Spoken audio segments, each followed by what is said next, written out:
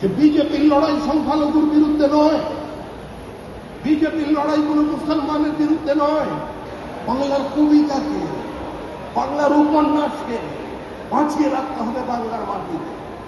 বাংলার সংখ্যালঘু ভাই বোনেরা তারা সৈয়দ মুস্তাফা সিরাজ, সৈয়দ মুস্তাফা আলী কে দিয়ে পশ্চিমবঙ্গকে চিনবে, এস ওয়াজেদ আলীর কথা তারা শুনবে, তারা নজরুলের কথা শুনবে না আপনার এখানে কোনো উগ্রপন্থীর ভাষা শুনবে?